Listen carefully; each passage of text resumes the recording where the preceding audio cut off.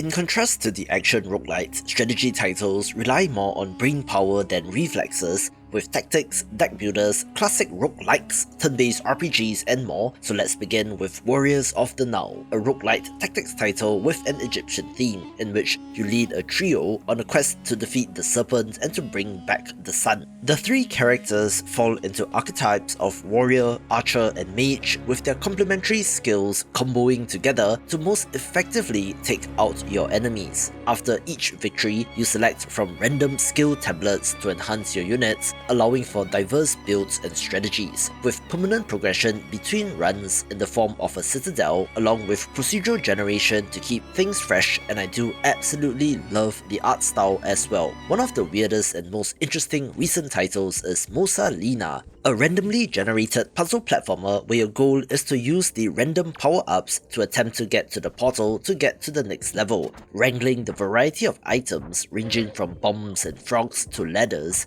as well as the physics in the game in order to do so. It has an interesting design philosophy, shying away from the lock and key approach to game design, where there is one solution, the key, that you need to discover to progress, instead allowing you to play and experiment with what is given to you, and most interestingly, there's no guarantee that the level is even solvable, but the fun part is to try, and this game has that in spades. This video is brought to you by Roulette Hero, a fun roguelite deck builder which mixes auto-battler mechanics with roulette, where you strategically build out your team to tip the scales in your favor, draft animal companions and fill up the spots on the roulette wheel, so to speak, which then spins, activating the animal that it lands on to do damage to your opponent. However, it is not just pure luck, since animals come in families, and you can group them horizontally or vertically for added bonuses, along with buying and merging the same animal to level them up, with in-run upgrades named stickers, as well as permanent upgrades to unlock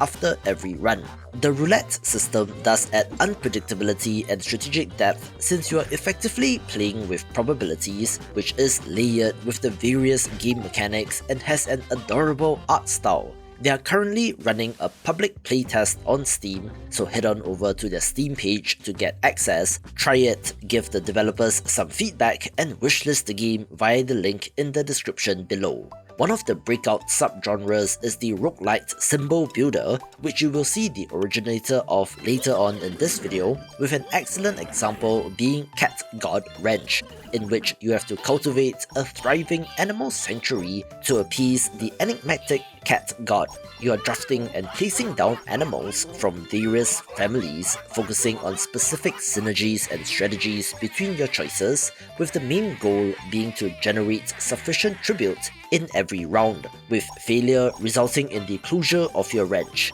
There are props and toys in this game which serve as the relic equivalent from other roguelites, offering powerful bonuses and allows you to tweak your strategy as you go, with the interactions between animals being the most interesting part, since you can have animals which generate more tribute the more of them you have in a herd, to carnivores which actually eat other animals, to birds that generate chicks that eventually grow up, and even rare animals like pandas which offer even more powerful combos. As you progress, you unlock new animals, props and terrain tiles, and with more than 10 cat gods and escalating difficulty levels, offers increasing levels of challenge with some adorable animal art as well, and is awesome. Here's a title that OG indie game fans might recognize, since Warsim: The Realm of Aslona was in early access for quite a bit, finally releasing out of early access in 2022, and is a text-based kingdom management simulation with ASCII art, which is definitely an acquired taste. You play as the monarch of a beleaguered kingdom beset by rebellions, goblin hordes and rival realms, where your only goal is to keep the kingdom running and to stay alive, but that is easier said than done. Each playthrough is unique thanks to the game's extensive procedural generation system, which includes over 300,000 possible fantasy races, countless events and dynamically generated kingdoms with their own cultures, laws and leaders, with thousands of weird variant locations and random encounters to explore, 100 quadrillion plus possible ASCII art faces for characters, and so much more. Navigate the complex political landscape, manage your economy, and make strategic military decisions to ensure the survival and prosperity of your people, where you have to hold court, respond to pleas and requests from all sorts of visitors, with your responses leading to alliances, rebellions, or unexpected consequences. Additionally, there are also mini-games such as arena battles, tavern games, and musical performances, and thus give you free reign in how you play, whether you choose to be a benevolent ruler, a tyrant, or a cunning diplomat, so definitely don't judge this book by its cover. Another interesting recent release is Slice and Dice, which was pretty popular on mobile first but made the successful jump to PC, and is a tactical dice-rolling roguelite RPG. Lead a party of 5 heroes, each represented by a unique 6-sided die, having distinct abilities such as attack, heal, shield, or other special abilities which define their role in combat. At the start of each turn, you roll all 5 dice and have up to 2 re-rolls to optimize your outcomes. Once satisfied, assign the results to counter the enemy's actions, which are fully visible to you before you make your moves, allowing for strategy, with each encounter presenting a self-contained puzzle where efficient use of your dice can mean the difference between victory and defeat. After a battle, you choose to either level up a hero, choosing from one of 128 unique classes, or acquire one of over 470 plus items that modify dice faces, introduce new abilities, or alter gameplay mechanics, which is where the randomization and replayability comes in, with a fantastic, more minimalist pixel art look as well. The roguelite deck builder has also been a tremendously popular subgenre, whose popularity stems from the GOAT later on in this video, with an interesting release being Cobalt Core, where you command a starship and battle enemies in one-on-one battles. However, there is a time loop element here, which fits in with the central mystery as you try to figure out what is going on, and I do love it when roguelite developers give you a reason behind the run-based structure. Each run begins by selecting 3 anthropomorphic crew members, each bringing their own set of cards and abilities, influencing your deck's composition and strategic options. As you progress through procedurally generated encounters, you'll face a variety of enemy ships, each with distinct attack patterns and behaviors, requiring you to change your tactics accordingly. Both your ship and the enemy vessel occupy space in a linear grid, and you have a limited number of action points each turn to play cards that can attack, defend, or reposition your ship to avoid incoming fire. Movement, dodging, and using space rocks to block attacks is critical, adding a layer of spatial strategy uncommon in other deck builders, with opportunities to add new cards, upgrade existing ones, and collect artifacts that form the core of the game. This is a fantastic and very compelling one of these, but is more finite in terms of replayability, with people clocking in about 30 hours with the game as compared to the hundreds that some of these others can get you for. Our first classic turn-based roguelike of interest is Jupiter Hell, in which you play as a lone space marine battling demonic forces on the moons of Jupiter. Sound familiar? That is because this developer made the fan game Doom RL or Doom Roguelike, and of course, for IP reasons, they had to rebrand when making a commercial title. When this combines the strategic depth of classic dungeon crawlers with the visceral intensity of 90s style first-person shooters, combat unfolds on a grid-based level where each action, such as moving, shooting, or reloading, consumes time units, creating a dynamic where faster actions can grant multiple moves before enemies respond. You choose from 3 classes, Marine, Scout, and Technician, each with unique abilities and skill trees that influence the playstyle,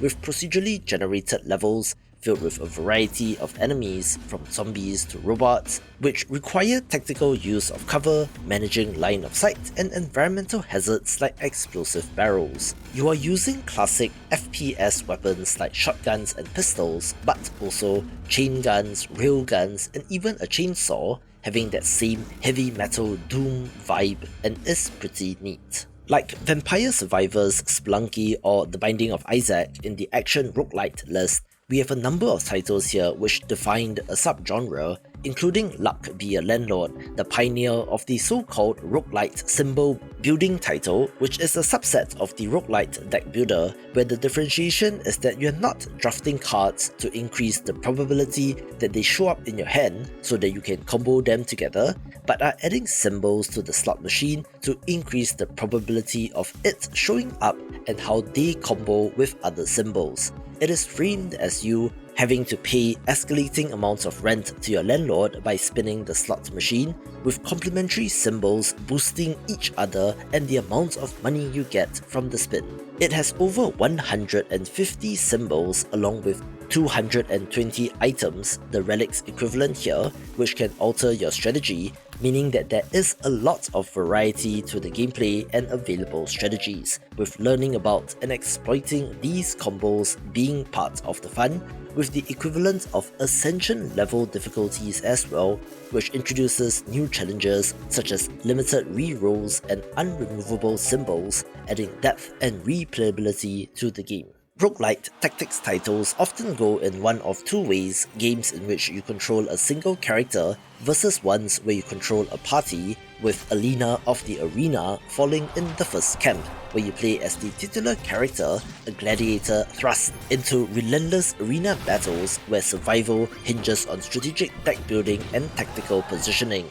It might not look like it, but it has a hex grid based layout where in each turn you are allotted 3 action points to play cards that dictate attacks, defenses, and maneuvers, where positioning is critical since enemy intentions are made known to you and you could trick them into attacking each other as an example. There are also multiple classes to choose from, such as Pyromancer or Samurai, along with a dual weapon system, with the choice of weapons affecting your available cards and combat style. Additionally, the crowd's favour plays a pivotal role since executing impressive combos can elicit cheers, resulting in a shower of rewards like gold, items, or even weapons tossed into the arena. You advance from battle to battle and have to choose when to take on elite enemies, interspersed with rest areas and shops, with a deck building element to the abilities which can be upgraded, along with the addition of new equipment and more, being a deeply tactical title that is very good.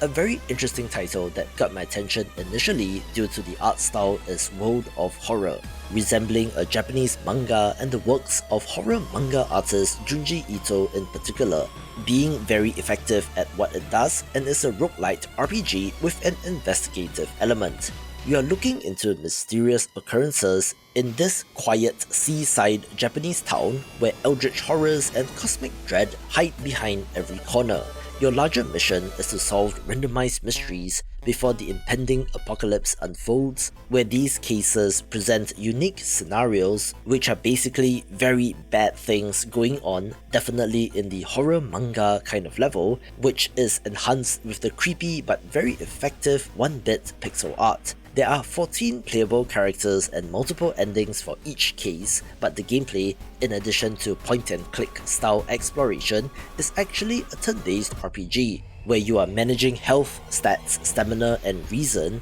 with a doom meter tracking progression towards the world's end as well. Do be warned, it isn't tutorialized super well, so you need to play around to understand it, with combat being interesting, but I wouldn't exactly call it fantastic, but great execution on the art and vibes, which makes this worth a look. One of the best turn-based tactics roguelites is Fights in Tight Spaces, in that, like Alina of the Arena above, has just a single character where your actions are determined by the cards in your hand, which of course means deck building. However, it has a very stylish, minimalist presentation in which you play as a secret agent-typed covert operative tasked with dismantling criminal syndicates, drawing inspiration from action movies like John Wick. Each battle unfolds within confined environments, the aforementioned tight spaces, so positioning is especially key here as you seamlessly chain attacks together into fluid combos while getting out of the way to counter attacks. combos are not just cosmetic, where consecutive successful actions enables the use of more powerful attacks where enemy intentions are being clearly telegraphed, which forms the basis of the game's design. There are a variety of combat styles to choose from, such as Counter Striker or Grappler, each offering unique ways to play, with this being quite the challenging title, which is fun if you want something difficult but strategic, and is one of the best, where it just released a sequel named Knights in Tight Spaces, which is alright, but I would definitely recommend the original. One of the cleverest things that Dice Unfold does is that it is relatively easy to beat the game on your first few runs with the initial characters and difficulty level, which then hooks you in to bang your head against the higher difficulties, being a roguelite dungeon crawler with a huge roster of playable characters, rolling dice as a central mechanic, and some easy to understand but strategically complex choices to weigh. You select a hero and battle your way through a dungeon, with the opportunity to recruit party members along the way. But the core gameplay involves rolling dice and deciding on where to slot them in to activate attacks and abilities. Some slots demand exact values, while others require totals or sequences of numbers, where you have to choose where to allocate these to hold on to them, or to bank them to get more coin, which itself generates interest to be used in the shop. There are over 35 unique heroes, which provides a ton of variety, with trinkets and items that modify gameplay, such as altering dice outcomes or enhancing abilities, varying things up even more with a simple but effective look, and is a very compelling game. Another new release of note is DICEOMANCER, a roguelite deck builder, yes, but one with interesting art and animation. Of course, helped that it is from a first-person perspective as well, where your attacks and abilities are animated as such. However, beyond the visuals, you also have the power to manipulate virtually any numerical value within the game using a mystical artifact known as the One Dice. Whether it's altering a card's damage output, adjusting an enemy's health, modifying your mana reserves, or even changing the number of cards drawn each turn, this almost game-breaking kind of mechanic can be fun and really makes you think about game design, since developers need to balance all of these in a regular game and how giving you that power can have some very interesting results. There are 6 unique classes here, such as the Druid, which summons elemental allies, or the Builder, which gets access to AI and a Dyson Spear, so it's rather innovative and strays away from traditional fantasy tropes. The resource management aspect is also more interesting since you have 6 types of mana to manage, and is a must-play for fans of the genre. This next title is somewhat of a hidden gem, although I'm beginning to see more YouTube videos on Brutal Orchestra, a roguelite RPG with a fantastic resource management system, where you play as a recently deceased individual navigating a grotesque purgatory in pursuit of revenge against your killer. The weird creatures and otherworldly landscapes are of note here, but most importantly is the turn-based combat system, taking place on a 5x2 grid, where positioning and resource management are crucial. The game's unique pigment system serves as its core mechanic, since enemies bleed coloured pigments upon taking damage, and you collect and allocate these to activate your party members' abilities. Each colour corresponds to specific skills, and mismanaging pigment, either by hoarding too much beyond the 10 unit limit or using incorrect colours, can result in penalties like health loss or reduced effectiveness, being a much more involved turn-based combat system that I would love to see implemented in other turn-based RPGs. You can also choose from 20 unlockable Fools to add to your party, each possessing unique abilities and synergies, with unconventional methods to recruit these characters, such as sacrificing a current party member, for example. 100 plus powerful artifacts further diversify gameplay with a simple but very well done pixel art style and good writing, so check this out if you love discovering underrated games. Roguelites have been mashed together with all sorts of genres, with Against the Storm being the best of the roguelite city builders, a genre and structure which might not make sense at first glance, but it works so well here. You play as a viceroy tasked with establishing and managing settlements in a dark fantasy world perpetually threatened by the Blight Storm, a never-ending rain, so the clock is ticking as you frantically gather resources and establish your cities. In contrast to the epic, multi-hour-long save files of traditional city builders, this has shorter scenarios in which you are building unique settlements, each with their own specializations and needs, but at its core, resembles a city builder in terms of gameplay. You do have to balance the unique needs of various species, humans, beavers, lizards, harpies, and foxes, each with distinct preferences and proficiencies, maintaining the villagers' resolve while fulfilling the Queen's orders. There's a larger world map where you can explore to gather seal fragments to gradually weaken the Blight Storm, along with a meta progression system in the upgrading of the smoldering city, unlocking new buildings, perks, and abilities that enhance future expeditions and is the title in this subgenre right now. Some of you have been on my ass about the pronunciation of this game, where this is dotAge instead of dotAge, which is of course a play on words, with the latter referring to the mental decline that elderly people experience, and is Old Man Yells at Clouds the game. Well, not really, but rather you play as a village elder with the power of prophecy and knowledge, having the ability to peek into the apocalyptic future and have to guide your village to counter what is coming. In a way, this resembles a tabletop Euro-style worker placement board game in which you are assigning villagers named Pips to various activities such as gathering resources or making babies, so that you have the resources you need to construct new buildings, upgrade existing ones, research new technology, and so forth, while ensuring that you have enough food. The severity of the calamities escalates over time, so you need to be constantly adapting and evolving, and with over 200 buildings, 30 professions, and 70 resources, offers plenty of variables to tinker around with. The Elder's memories unlock new game mechanics and content, including ailments, VIPs, and additional elders, enhancing replayability and depth, with an adorable pixel art style as well, and is a personal favourite of my wife, so definitely check this out. One of the longest running early access roguelike RPGs had a 1.0 release recently in Caves of Qud, so I guess we will be looking towards Cogmind next. But here, you play as a wanderer exploring a richly simulated post-apocalyptic science fantasy world, which is one of the most interesting settings that I have encountered. This is a classic turn-based roguelike with an emphasis on deep character customization, emergent storytelling, and a complex procedurally generated environment. Choose between playing as a mutated human or a true kin,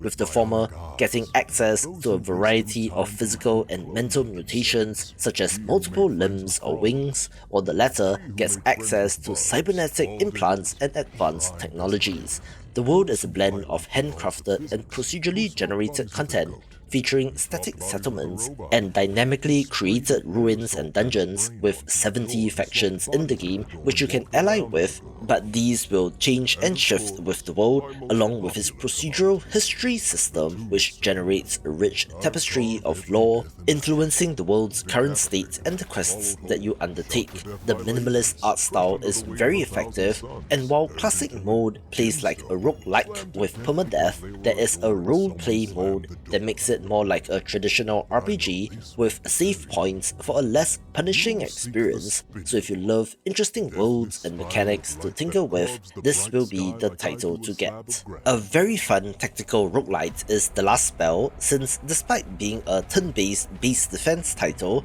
it cites Dynasty Warriors and Diablo as some of its inspirations, having the classic dark fantasy theme, but where your heroes are cleaving their way through hordes of enemies, with attacks and abilities that can affect large numbers of enemies, which is so very satisfying. Your task is to defend the last bastion of humanity, against relentless hordes of the undead in a post-apocalyptic world ravaged by magic, protecting the mages as they cast the last spell to banish all magic from the world. By day, you are doing base building stuff like shoring up defenses, constructing walls, recruiting and equipping your heroes as you prepare for the impending assault. By night, enemies swarm you from all sides with very satisfying turn-based combat, escalating in terms of challenge with new enemy types or elite units. There are multiple maps to play on where your actions earn you a meta currency used to unlock new weapons, buildings and omens, which are buffs which affect future runs with sick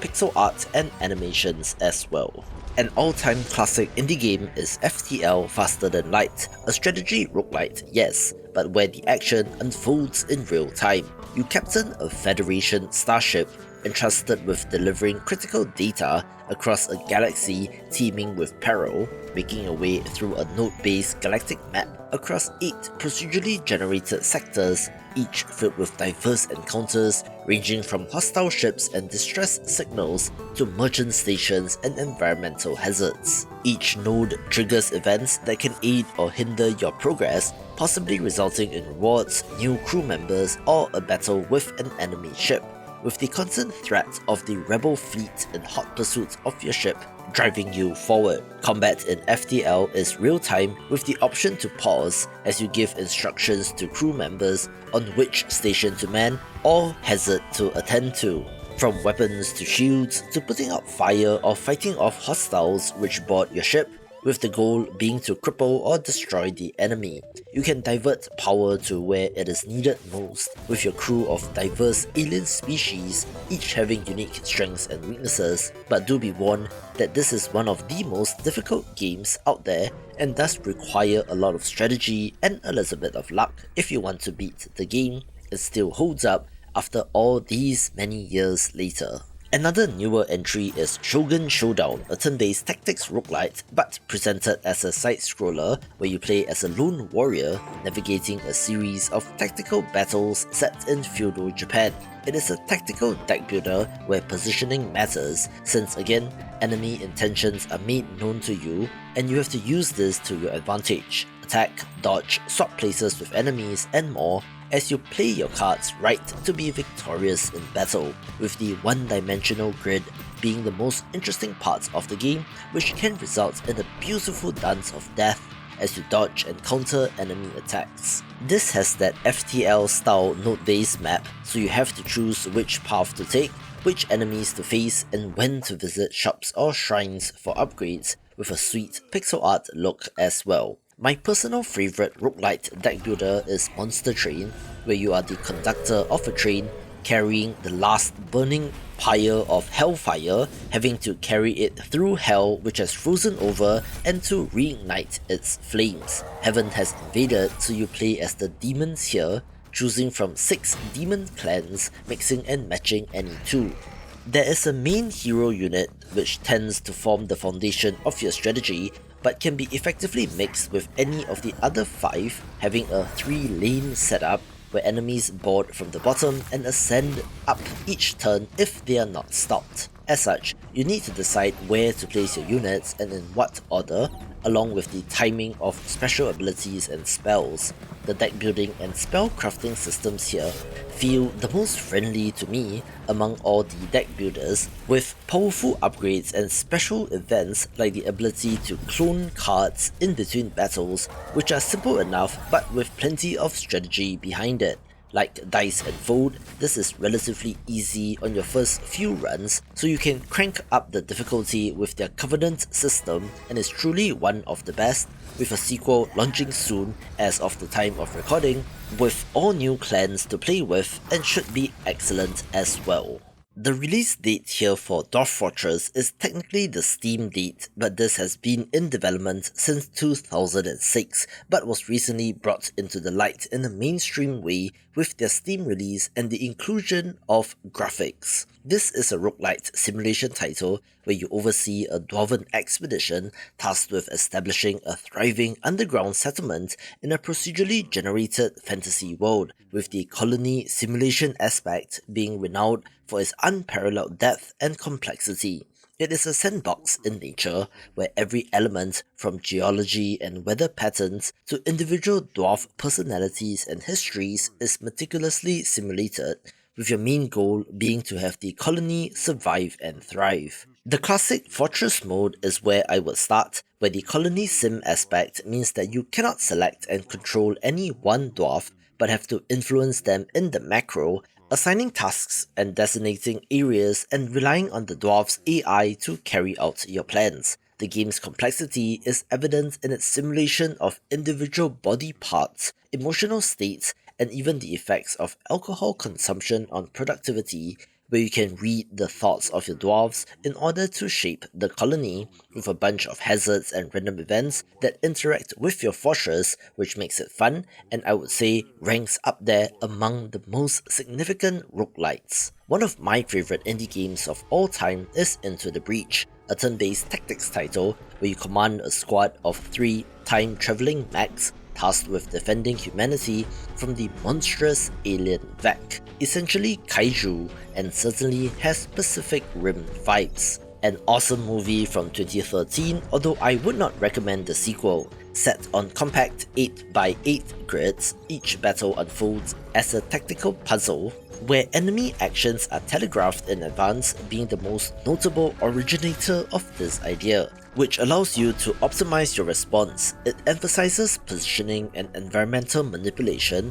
since you can push enemies into hazards, block their emergence points, cause them to attack each other, all with on an attack as you protect civilian structures and cities. The time travel aspect explains the roguelite structure, having quite the variety of playable mechs which you can mix and match, along with in-run upgrades and some sweet pixel art coming to us from the developer of FTL, but where I much prefer this entry. No list of strategy roguelites will be complete without Slay the Spire, a roguelite deck builder whose potential was clear even while in early access, and has grown into the deck builder, spawning a bunch of clones and inspired titles as a result of its success. You choose from 4 playable characters, which are completely unique and have special cards tailored to them, ascending the spire and battling enemies along the way. Note that their early access was in 2017, followed up by 1.0 in 2019, so this is up there in terms of age. So elements which were innovative at the time might seem commonplace these days, such as the combination of the node-based map, relics, ascension difficulty system, and unique characters, which were refreshing, with people spending hundreds of hours with this game since it is that good. Honestly, between my wife and I, she has more of a preference for the strategy roguelite, with this being her top-ranked most played title and is a no-brainer pick. Joker Poker Balatro has won many Game of the Year awards in 2024 for good reason, since this score-based deck builder uses poker hands as its base, but ramps things up with special cards and powerful jokers, with these seemingly infinite combos and very large numbers that you can get being core to the experience, with a ton of replayability, challenge, and more content to come in 2025. Watch this video for more strategy roguelites.